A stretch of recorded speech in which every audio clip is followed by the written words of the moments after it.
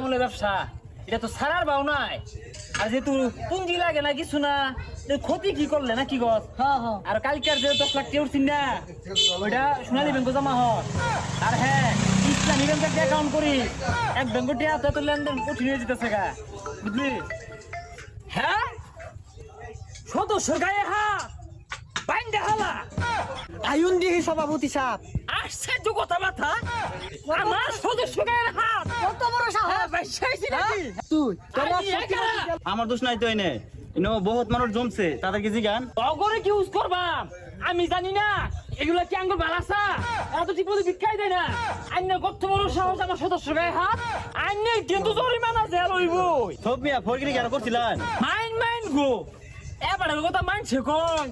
দাদা ছিল বমরা ভুই বাবা ছিল উমরা ভুই